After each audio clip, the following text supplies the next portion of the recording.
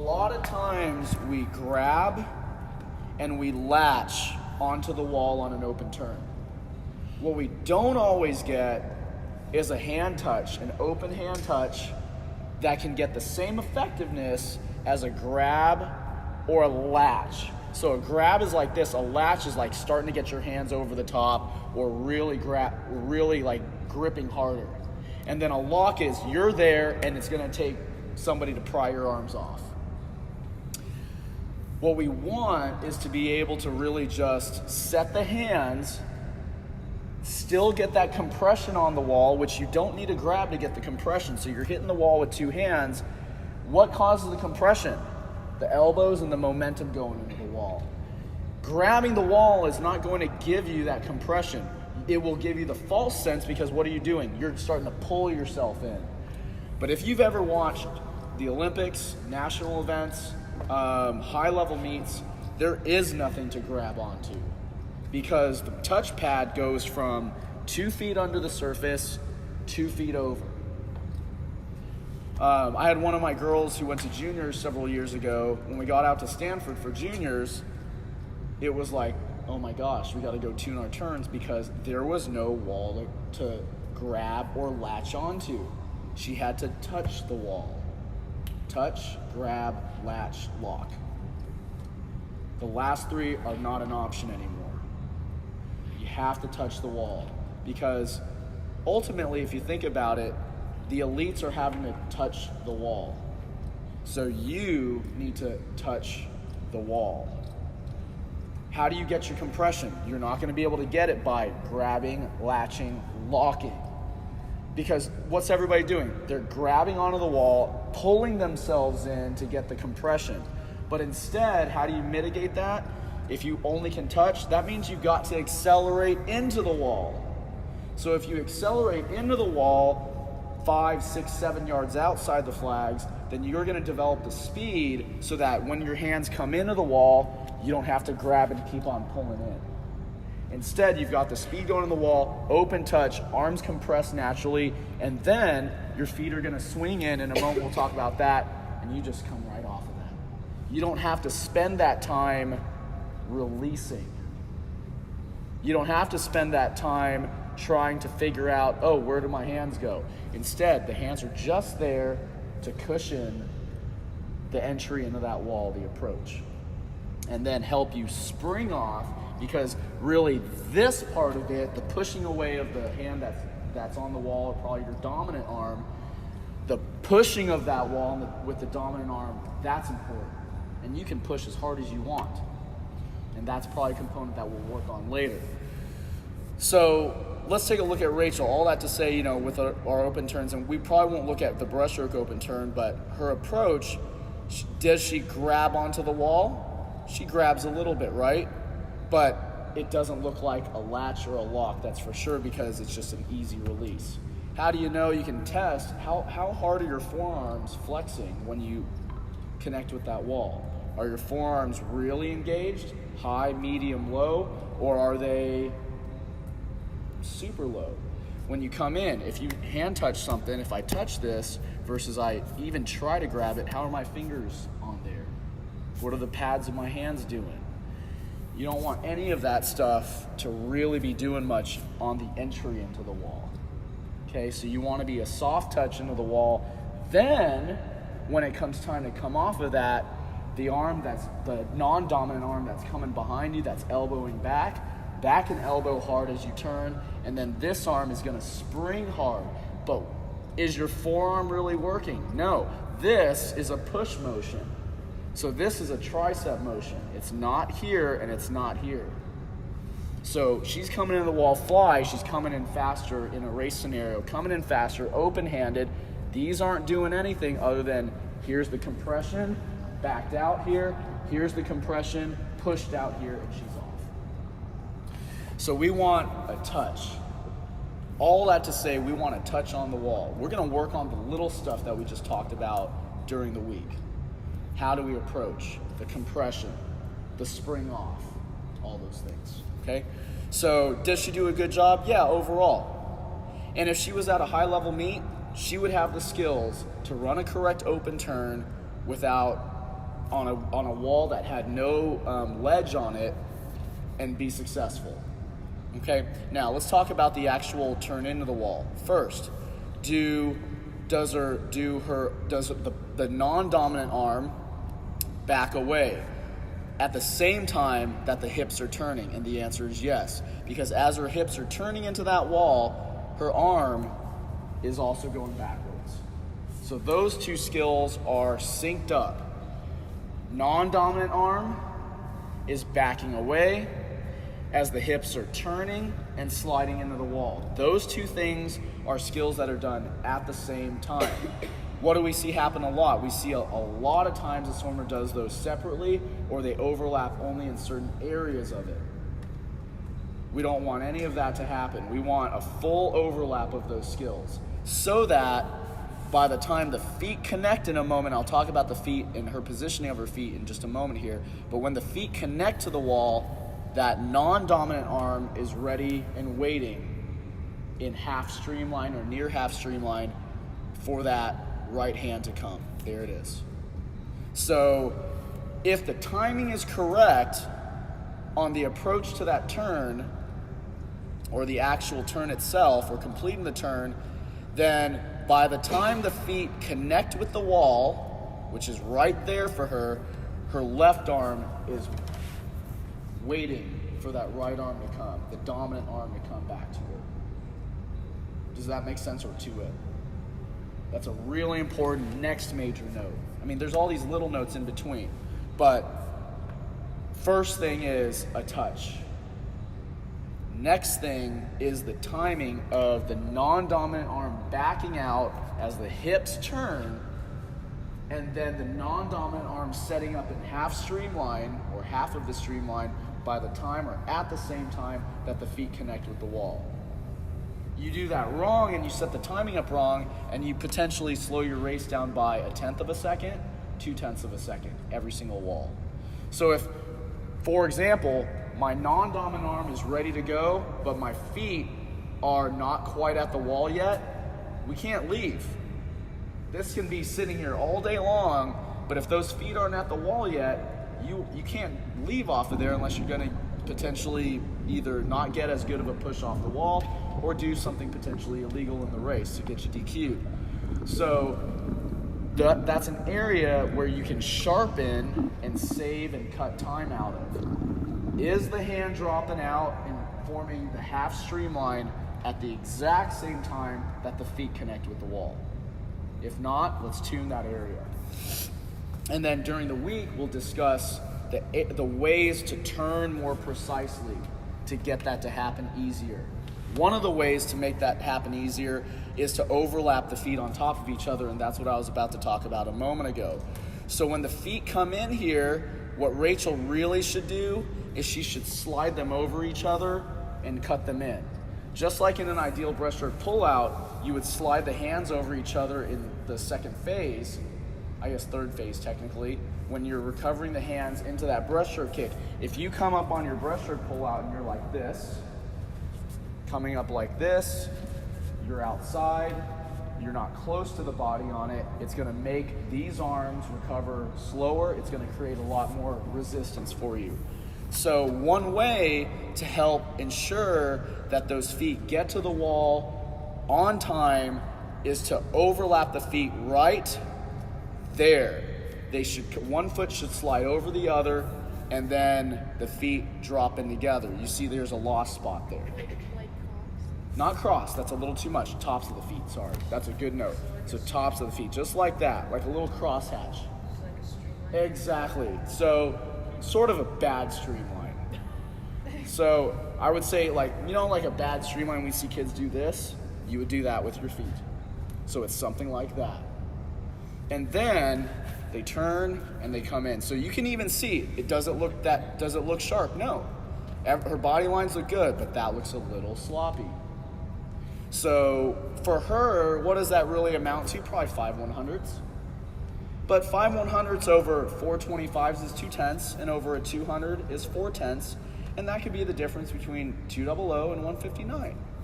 And when you see 159 on the board at the end of the race versus 200, it makes a big difference. even though it's only 0.4 of a second, the elation is a completely different feeling. You know what I mean? So so these little things add up. Do that for a 500. Well, nobody's swimming a 500 fly. But do that for a 4 a.m., right? There you go. You've got 8 turns like that in the 4 a.m., just like a 200. On the fly and on the breast. So that's one area. This next week we'll talk about how to shift the hips correctly so that they slide in more effectively into that wall. So in practice we'll talk about those things. Now, so we've talked about the hands, the timing of the non-dominant and the feet, how to slide the feet in properly, the overlap that Zack was talking about, like a streamline or a near streamline. And then let's talk about how that hand, the dominant hand, comes off of that wall. So Rachel has always done a fantastic job with her open turns. And so notice what does that, let's focus in on what that dominant hand does in that turn. So what's happening right now? Is that arm still on the wall while the feet are in transition to it? The answer is absolutely not. So when does the hand leave the wall? So notice, the hand is on the wall, the feet are sliding in. When does the hand leave? When the feet come past vertical into the wall. So if we come into the wall here, we backed out the non-dominant arm, the feet are sliding in because it's like we go from the feet over here and the feet need to be in here. When does this hand leave the wall? This hand leaves the wall when the feet tip past the 90-degree mark. 180, 90, 0. Feet are coming in, you've just hit the wall, feet are sliding in, streamlined over each other. You've just tipped over. Well, what's happening? If you keep holding on the wall, now you're fighting things, right? Because what's happening? Your hips, your body weight is shifting away from the wall, and if you keep holding on to it, what's going to happen? You're going to be actually up here. And that's one of the ways that causes people to climb a wall on it. So, well, it used to be. So you're doing better now. Thank you. Yeah. So it happens somewhere midsummer. So anyway, so you're coming in here. If you are vertical, so 90 degrees, your feet are underneath you, it's not so bad. This is the maximum length you are from on your hand to the wall. The moment you tip past 90, what happens? Your shoulder starts to pull away from the wall. Should you still keep your hand there? No. Because the longer you keep your hand there, what are you doing? You're actually keeping yourself from leaving. So when you tip past that 90 point, that is your cue. That hand's got to go. Before, actually, you're right on the money when you tip past that, because any moment past 90 that hand remains there, you're actually fighting what should naturally occur, which is the hand leaving. Okay, following me? So if you look at Rachel coming back to here, so right now her feet are at 180 flat, right? Hand touch, feet are sliding in. There's almost 90. There's the feet under the body, and the hand leaves. And there it is, spot on. So that is a very important transition, and one of the reasons why a lot of swimmers never get their open turns right, because they do not understand that there is a timing component of where the feet are under the body, the rotation of the body into the wall, and the dominant hand that's on there. So when that dominant hand comes off, where does it go? So really, truly, if you get this part right, it's going to set you at a depth correct in the water where you're never going to be that swimmer who's like a giraffe looking over everybody else. You're going to be down at a depth, and the hand will just naturally drop. And obviously, we all know that it should drop behind the ear, as if you're calling somebody, or whatever, call your mother, whatever. I never use that line. But it drops behind the ear here. As long as it does something lower and not up high, we're good. So you're here, here's the surface of the water, it drops here. Some kids drop it a little more at an angle. As they come off more at an angle, it's really your choice. We're not going to talk so much about that right now until it becomes a problem for you, because that is a little more open to interpretation. Okay, there's a lot more flexibility in that area. There's no flexibility in the timing of when your hand needs to leave and your feet are under the body. That has to be precise. How your hand comes off is fine so long as you're not drawing a high arc off the wall. Okay? So that's why I'm not really concerned with the above water shot on this open turn, because if you do this right, you will never be that giraffe. Okay? So once the hand comes off, it's going to meet the other hand, which was already waiting in the depths, literally, for it. And then you should form your, 90% of your streamline before the feet leave the wall. How often do we see a swimmer, they come off the wall like this, and then they start forming their streamline a yard or two into the underwater? Well, if you do that, you are essentially opening a parachute off of that wall. What does Rachel do? Look, her feet are just about to leave the wall. 90% of that streamline is formed. What's the last 10%? The lockout, which you're going to see happen right as she leaves. Done. So as she drops down here, the feet are, she's about to go back to 180 or to 0 degrees. Right here, she should make the 90% of her streamline formed, and the moment the punch happens off the wall, it's the punch and the lock are in sync. What you have also happen with really diligent kids who don't have the timing down yet is they get that streamline set and then they punch off the wall. That's not effective either, because that means one component is ahead of the other.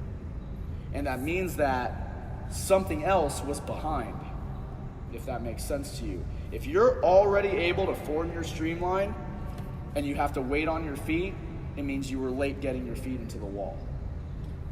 Does that make sense?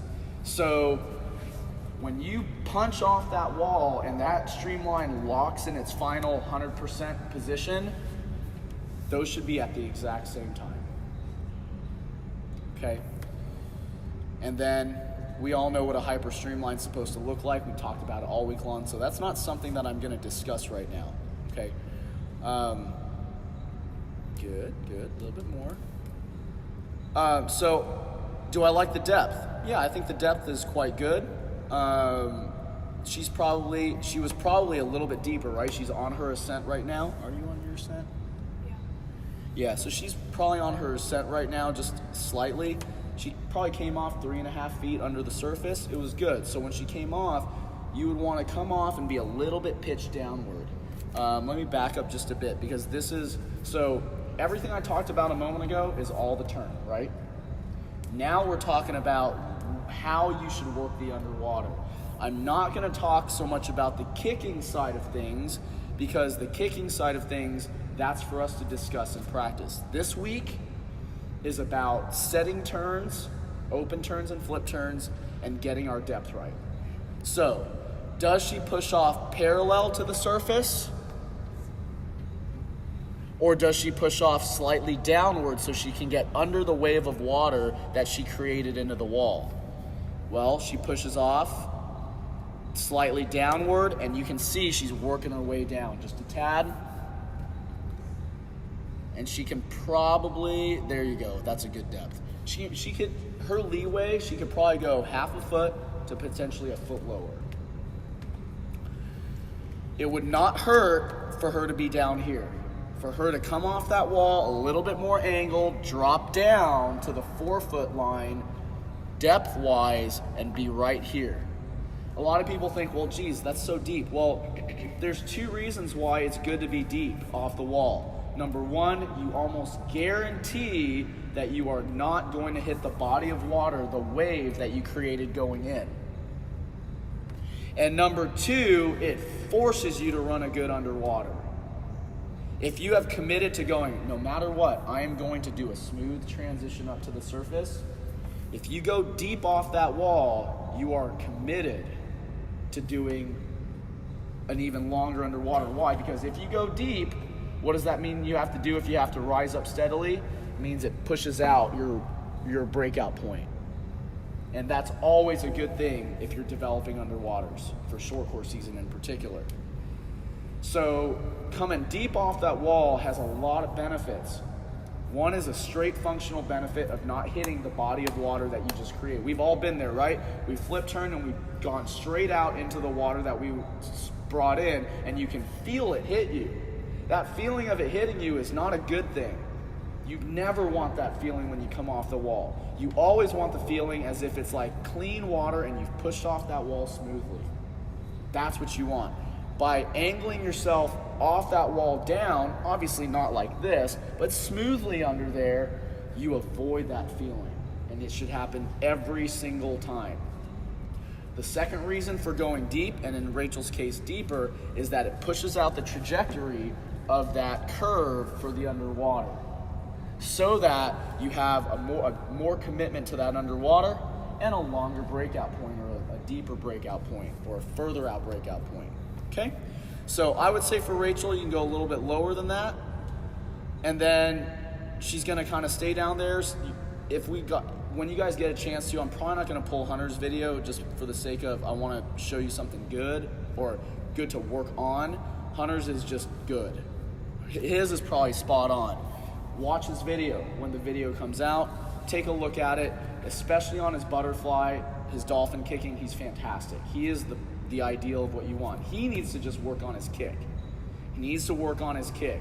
Everything else he has dialed in. Okay? So make sure you watch Hunter's. So, and then the last part is, are you making a smooth transition? Did you ever see her hit vertical? No. Did you ever see her back bend upwards? No. Her back was neutral and flat the whole time.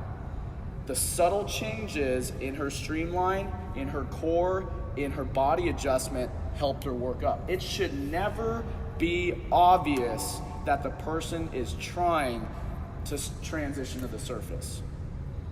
And it wasn't for her. It was smooth. All the changes she was making in her body and her vessel, you couldn't see to help her come up. And that's the way a transition is supposed to be. Does that make sense? Okay, so we've now identified all the major pieces. What we're going to do is we're going to look at her backstroke, the actual flip turn. I'll talk about flip turns the way I talked about open turns.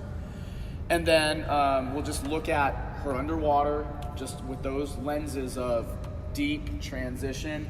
We won't look at the kick, and then we'll look at the breaststroke pullout, and that's it. And then we'll look at a male version of that, and then we'll be done for the day, okay?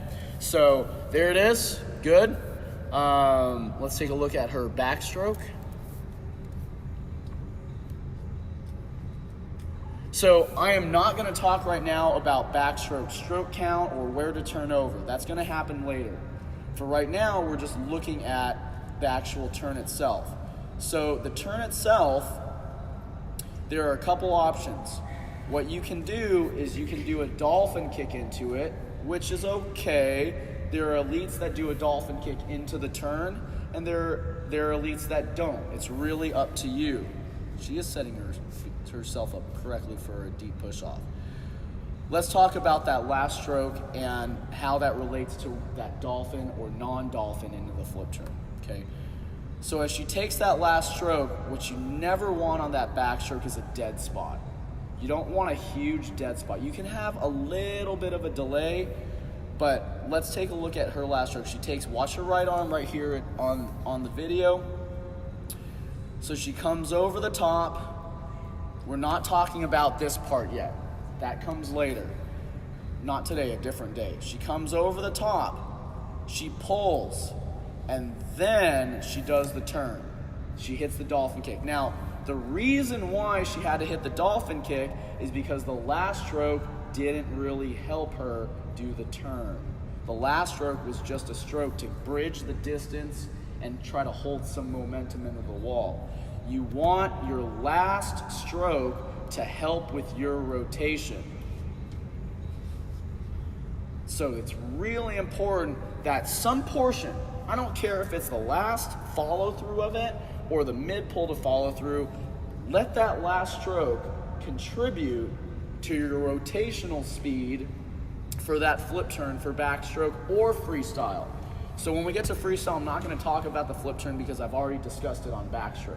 The only difference, the approach is the same, everything the same, only difference is how you come off the wall, which is a different day to discuss. But for freestyle and backstroke, that last stroke, be it your right or your left arm, needs to help you. Like right there, you can start using that to help. She can start using that to help her rotation. What's that gonna do? Well, it's gonna take the pressure off her to get her core right, hit that dolphin kick hard to help her flip. If she wants to put that dolphin kick in there, that's great. Pair it with the little bit of an arm pull in there to help that come through even faster. Does that make sense? Okay? So if you are going to dolphin kick, do that little dolphin kick pump. If you are gonna do it, no matter what, it needs to pair with an arm that is helping you do your rotation. If you're not gonna do your dolphin kick, tighten your feet up and really make sure they go over the top fast. No matter what, dolphin or non-dolphin, you need to make sure that that arm, that final arm stroke helps you with your rotational speed. Okay? Otherwise, you're making your core, your shoulders, your head, your feet work extra hard. Everybody has to work a little bit harder. What does that mean? That means that they either can't do the job that they need to do later on your underwater and various other skills, or you could have gotten the job done faster by putting the recipe ingredients together better, right? You put things in a recipe at the wrong time, it can mess up the recipe.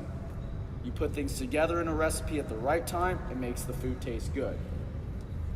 Okay? Leaving the arm out of the equation of the recipe of rotation on that flip turn is not making that flip turn taste quite as good.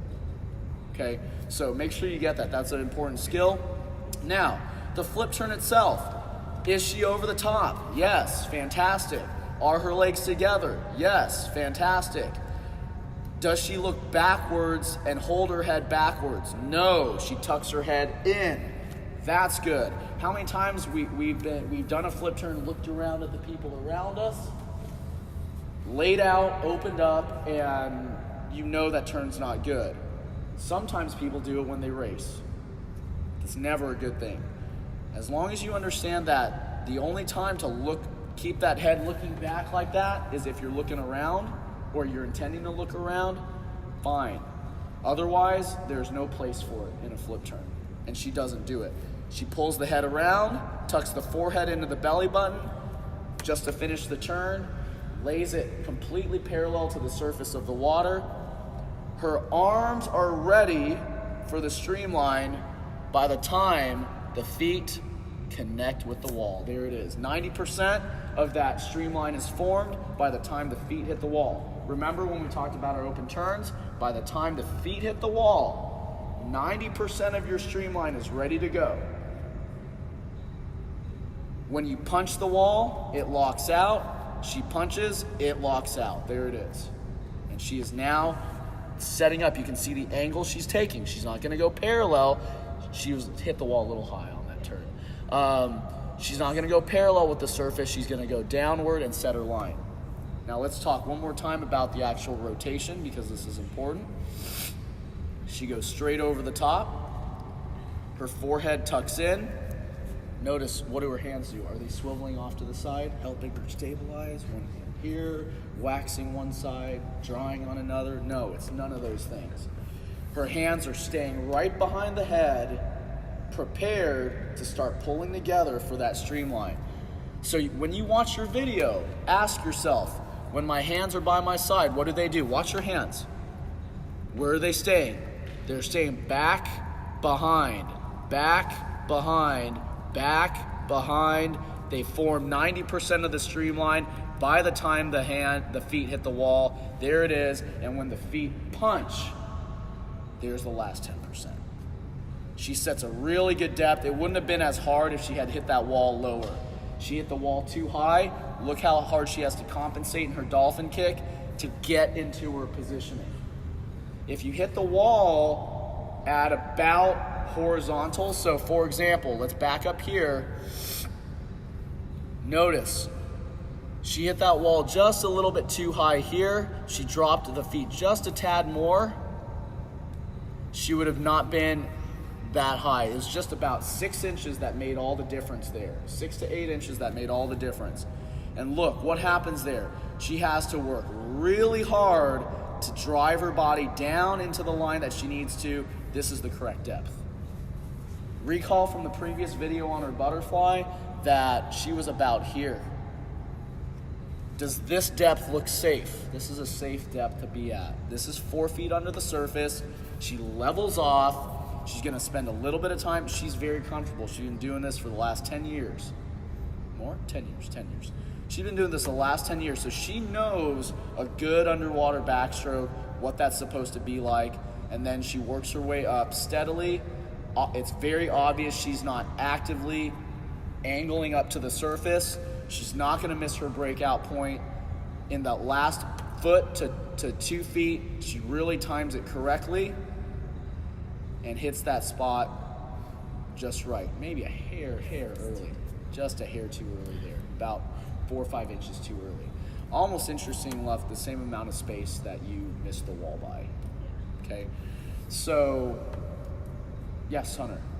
If she was to just like move her feet like a few inches downwards when she's coming off that wall, how's that gonna help her? So if she moves a few inches downward, what that means is that when she comes off that wall, the angle that she comes off isn't as steep.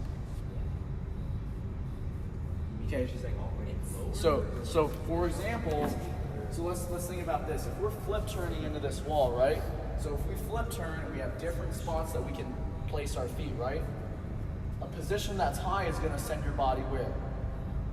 Low. Position low is going to send the body, when you push, up high. Somewhere in the middle is going to give you somewhere in between. What she did was she wasn't perfectly parallel. So she wasn't perfectly in the middle of where her body was going to sit in the water. Because the foot positioning was a little high, it sent her a little deeper, but the balance point, which I think you're struggling to really work through, is we want to be deep. So should she put her feet higher? Yes.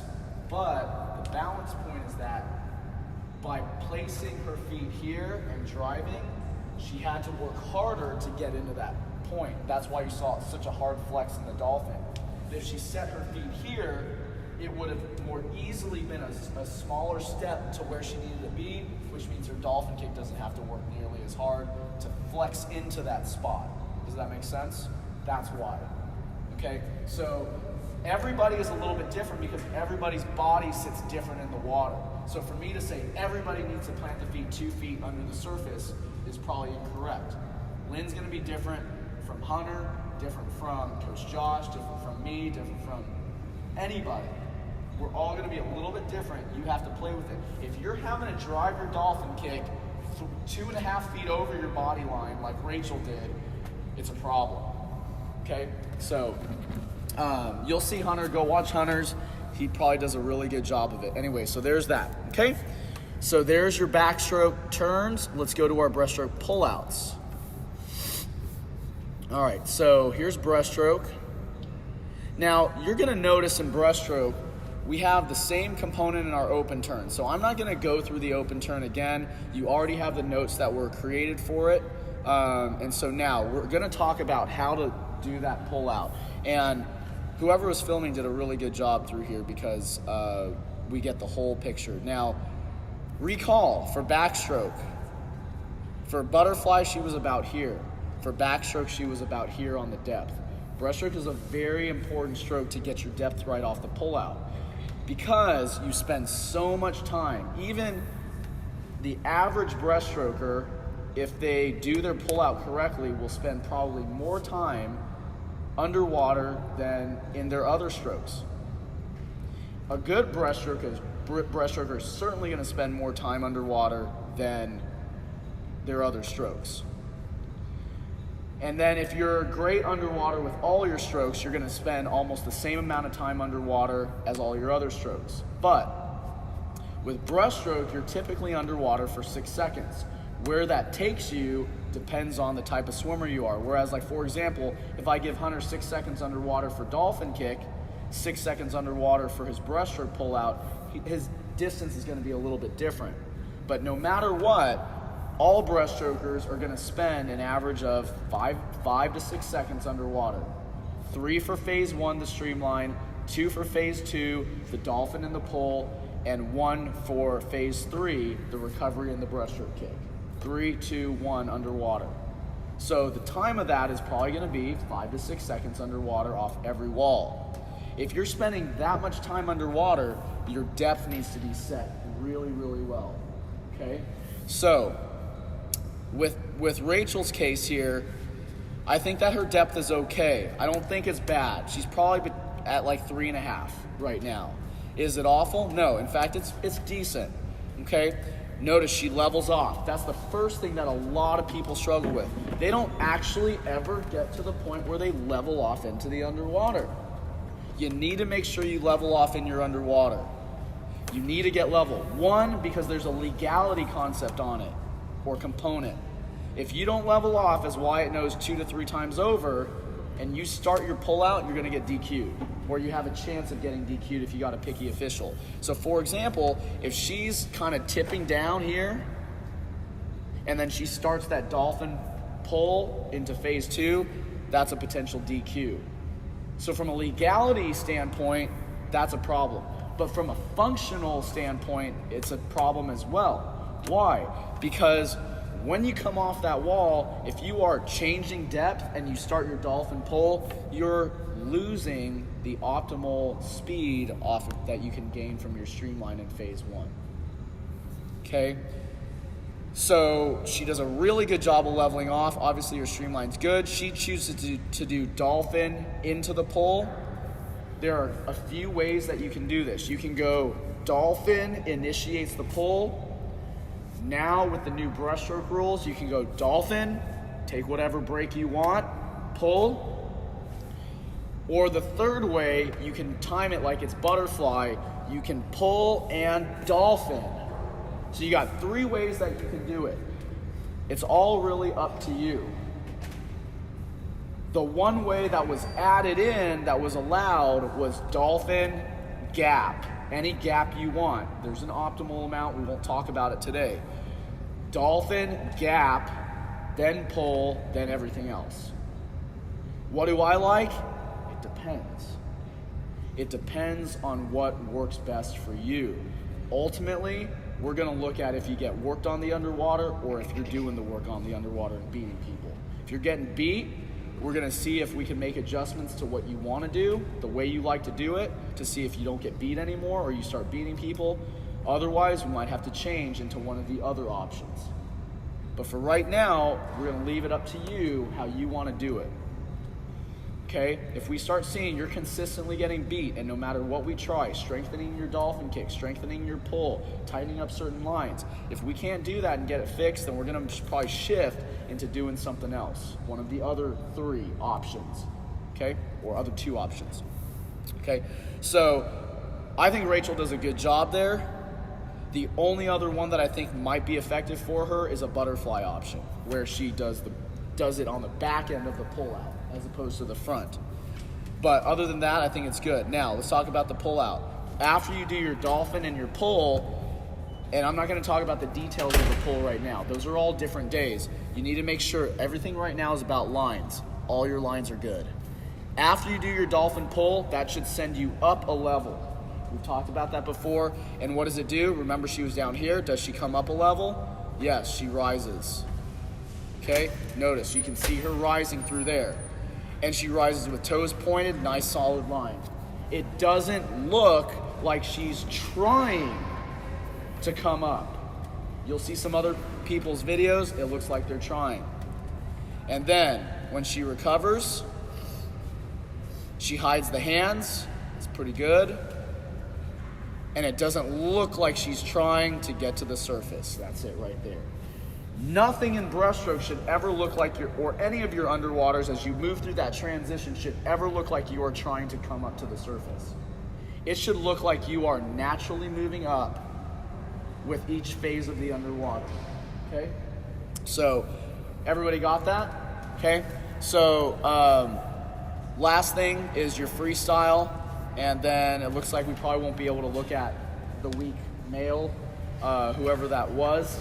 And so you guys can watch, you guys know what to look for now. I pointed out a lot of weaknesses and a lot of strengths, and a lot of ways to do things right, a lot of ways to minimize the weaknesses.